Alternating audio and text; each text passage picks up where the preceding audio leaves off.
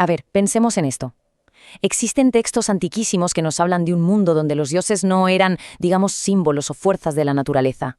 No, eran seres de carne y hueso, seres tangibles que gobernaban, que intervenían directamente en la vida de la gente. Los sumerios, en concreto, los llamaban los Anunnaki.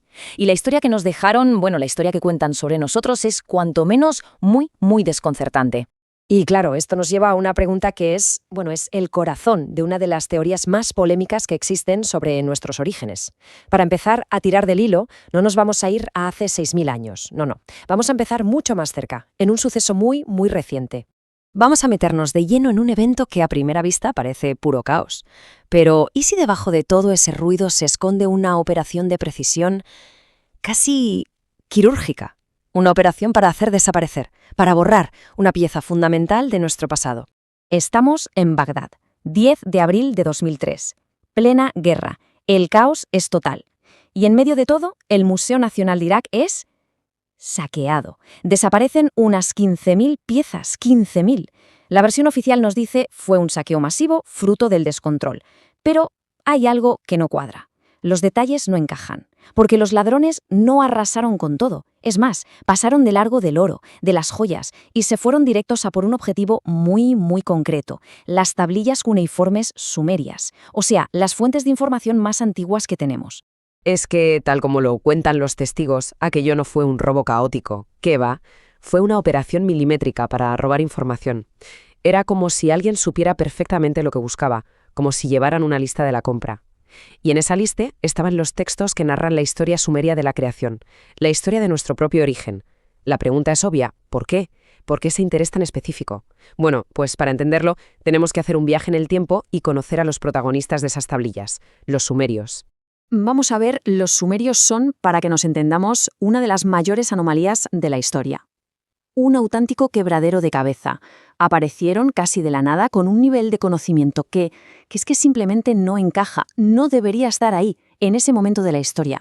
Hablamos de hace 6.000 años, en lo que hoy es Irak. De repente aparecen y ¡pum!, inventan la escritura, las primeras leyes, los primeros gobiernos, incluso el sistema de 60 minutos que tiene una hora. Eso es suyo. Tenían conocimientos de astronomía, de matemáticas, a un nivel altísimo. Pero lo más loco de todo, lo que de verdad no cuadra, es que no fue algo gradual, no fue una evolución de siglos, no. Todo este conocimiento apareció de golpe, completamente formado, ya perfecto. Entonces la pregunta es, ¿de dónde salió todo eso? Pues bien, los propios sumerios tenían una respuesta muy clara para esa pregunta, y la dejaron por escrito. En sus textos, ellos atribuyen todo su saber, toda su civilización e incluso su propia existencia a unos seres que, según cuentan, bajaron del cielo, los Anunnaki. Y aquí, ojo, aquí está la clave de todo esto, porque los Anunnaki no se describen como dioses en el sentido que entendemos hoy, como seres abstractos a los que rezar. Para nada. En los textos son seres vivos, físicos, que toman decisiones, que asignan trabajos, que controlan procesos. O sea, no eran deidades etéreas, eran, por así decirlo, los jefes, eran gerentes. Y si miramos los relieves que nos dejaron, el retrato es bastante claro. Fijaos, eran seres imponentes, altísimos, mucho más que los humanos de la época. Llevaban una especie de tocados, todos iguales, que recuerdan mucho a cascos modernos. Y siempre llevan objetos extraños, como unos cetros y sobre todo unos bolsos pequeños muy característicos. Pero lo más alucinante es lo que llamaban el melam. Lo describen como un resplandor, un aura que lo rodeaba, una especie de campo de energía que provocaba asombro, pero también mucho miedo. Vale. Entonces, si aceptamos que estos seres eran reales y que eran los que mandaban, la siguiente pregunta es inevitable. ¿Y nosotros? ¿Qué pintamos en toda esta historia? Bueno, pues los textos sumerios son brutalmente honestos sobre nuestro propósito. La historia, según nos cuenta el Enuma Elish, uno de sus textos más importantes, es más o menos así.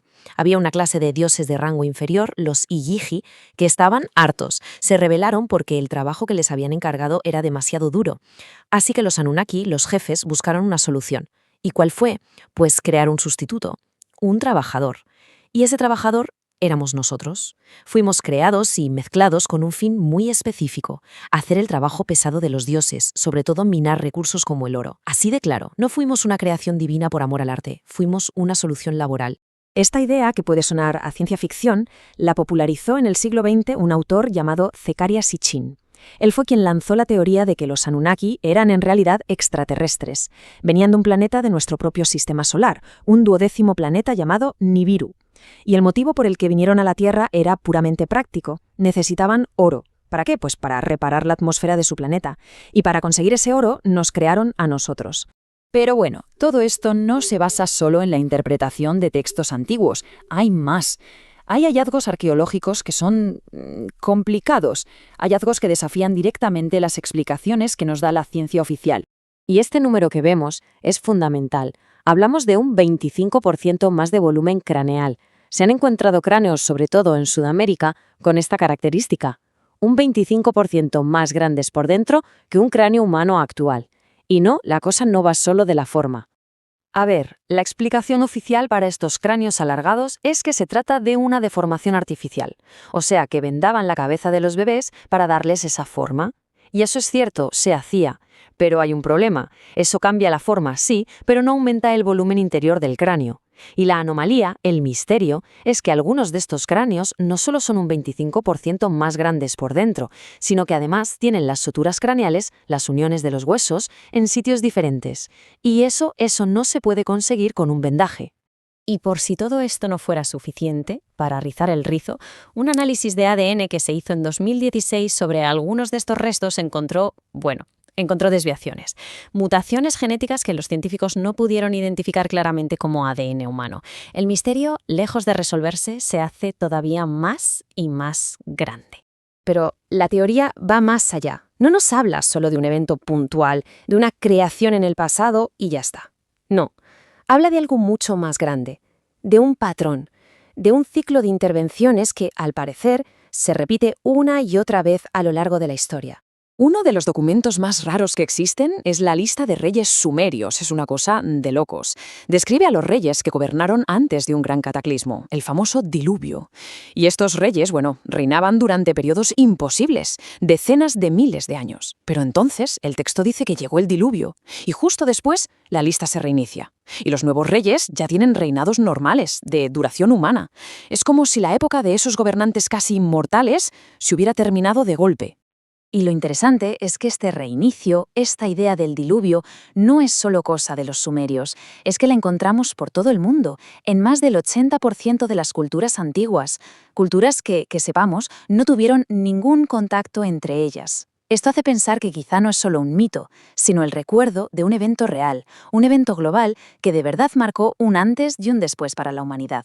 Si nos fijamos en la historia humana, el progreso no es una línea recta que sube poco a poco. Para nada. Avanzamos a saltos. Hay milenios en los que no pasa casi nada. Y de repente, ¡boom!, una explosión de tecnología y conocimiento. Aparece la agricultura de la nada.